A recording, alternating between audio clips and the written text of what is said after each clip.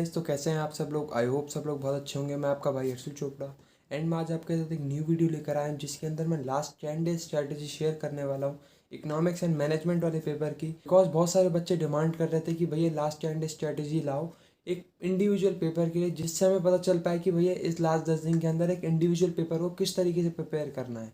तो मैंने आपके कहने पर इस लास्ट 10 डेज स्ट्रैटेजी बना दी इकोनॉमिक्स एंड मैनेजमेंट के ऊपर। इसी तरीके से सारे पेपर्स की आपको मिलती रहेंगी वीडियोस मेरे चैनल पर लास्ट 10 डेज स्ट्रैटेजी की।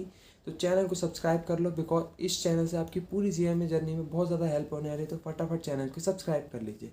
एंड सेकंड, अभी तक आपने मेरे टेलीग्राम ग्रुप को भी ज्वाइन नहीं किया तो मैंने उसका लिंक भी डिस्क्रिप्शन में दे रखा है, जल्दी से आप उसे भी ज्वाइन कर लें। बिकॉज उसके अंदर मैं आपके छोटे मोटे doubts hand to hand clear कर देता हूँ।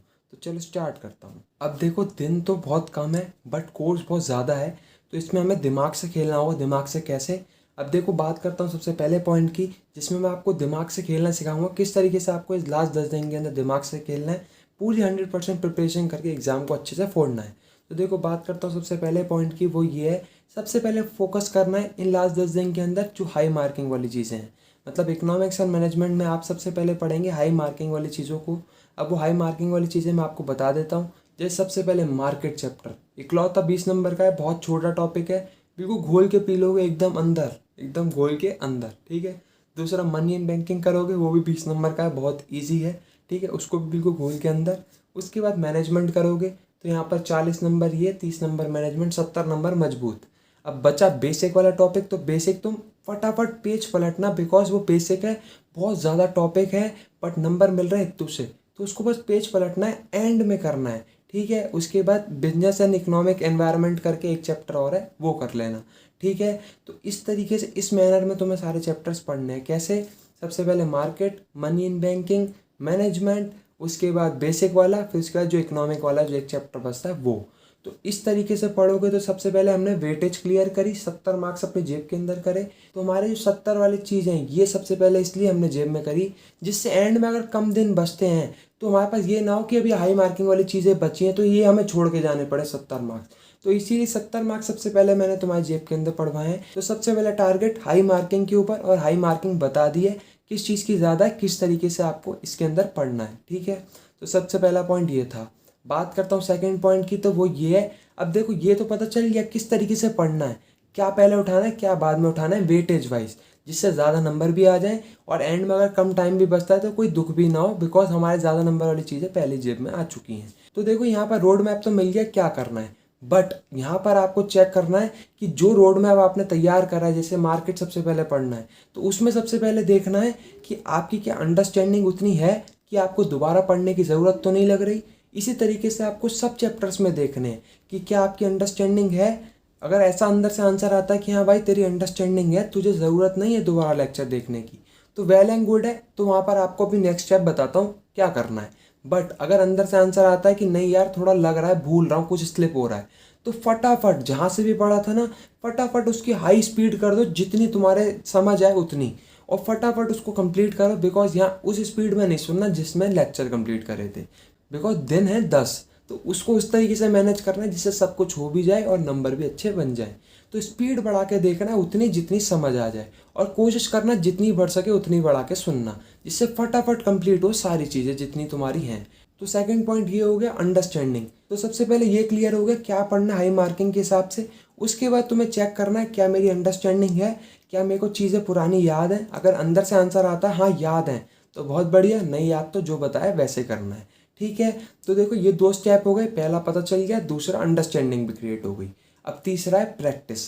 अब देखो, ज़्यादा से ज़्यादा आपको MCQs लगाने हैं, ज़्यादा से ज़्यादा MCQs की प्रैक्टिस करनी है। अब देखो, MCQs वाले पॉइंट में भी मैं आपको ये बताऊंगा MCQs कहाँ से करने हैं इस लास्ट 10 दिन के अंदर।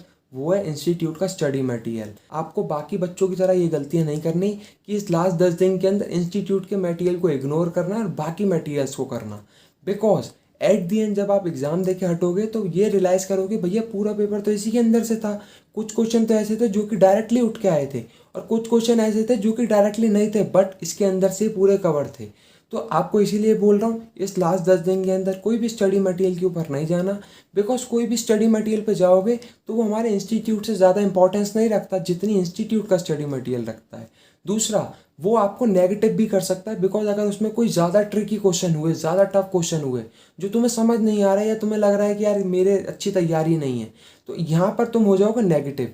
तो इसीलिए बोल रहा हूँ अपने इंस्टीट्यूट के स्टडी मटेरियल को 100 क्या 200% इंपॉर्टेंस देनी है, सिर्फ उसी को ही करना है, बिकॉज स्टार्टिंग से तुम उसी को करते आए हो, तुम्हें पता है कि उसमें कैसे क्वेश्चन है क्या है, और एट दी एंड तुम्हारा एग्जाम पेपर भी उसी से बनने वाला है। तो इंस्टीट्यूट के स्टडी मटेरियल को एकदम टॉप नॉच पे एकदम 100% उसी को ही करना है, बाकी मटेरियल्स इसमें नहीं करने हैं, ठीक है। अब देखो इंस्टीट्यूट के स्टडी मटेरियल में आपको कुछ पॉइंट्स बताऊंगा। अब देखो मैनेजमेंट में स्पेशली और इकोनॉमिक्स में भी कुछ कुछ आपको क्वेश्चंस ऐसे मिलेंगे जो कि अनोखे होंगे, मतलब चैप्टर में आपने पढ़ा कुछ और है बट वो एमसीक्यू कुछ और ही बन के आ गया, आपके समझ ही नहीं आ रहा। तो उस केस में आप क्या करोगे, उन एमसीक्यू के ऊपर एक स्पेशल मार्क बनाओगे। वो स्पेशल मार्क क्यों, जिससे आपको पता चल जाए कि ये क्वेश्चन अनोखा है, बिल्कुल अलग है, जिससे आप उसको डायरेक्टली पढ़ो, जिससे वो अनोखे क्वेश्चन एग्जाम में आ जाए तो आप पिक कर सको, आपको पता हो। इसलिए वहां पर क्या कर लेना है, एक मार्क कर लेना है जिससे आपको पता चल जाए। दूसरा, आप ये भी कर सकते हो, उसके शॉर्ट वर्ड बना के वहां लिख सकते हो, जिससे जैसे कोई शॉर्ट वर्ड है उससे आपने पहचान करी कि इसका आंसर ये है, तो शॉर्ट वर्ड को लाइन करना, आंसर को टिक करना, जिससे तुम्हें डायरेक्टली पिक होगा कि अच्छा इस वर्ड से ये है, ये इसका आंसर है। ये किंग क्वेश्चन में करना है जो तुम्हें ऐसे लगे बिल्कुल देश से अलग क्वेश्चन है, पढ़ा कुछ और है कुछ और। ओके, तो स्टडी मटेरियल वाले पॉइंट में आपने ये ध्यान रखना है। अब देखो जो मैंने पॉइंट्स बताया ना, ये स्टेप हैं, ये आपको रोड मैप ही दे रहा हूँ, इस स्टेप वाइज ही आपको सब चीज़ें फॉलो करनी है। तो देखो सबसे पहला स्टेप बताया था क्या चीज़ें पढ़नी है, दूसरा अंडरस्टैंडिंग, तीसरा प्रैक्टिस, अब चौथे स्टेप की बात करता हूँ वो है रिवीजन। अब देखो सब चीज़ें आप पढ़ो, अंडरस्टैंडिंग भी कर ली, आपको पता भी चल गया क्या पढ़ना है, प्रैक्टिस भी कर ली, बट उसके साथ साथ सबसे ज़्यादा इंपॉर्टेंट है प्रॉपर रिवीजन करना। जो जो पढ़ते जा रहे हैं ना उसका 10 के 10 दिन रिवीजन करना है। ऐसा नहीं हो कि जैसे स्टार्टिंग के 2 दिन मैंने मार्केट चैप्टर उठाया, अब मैं लास्ट के एंड तक मैं दूसरे चैप्टर कर रहा तो मैं मार्केट चैप्टर को छू ही नहीं रहा।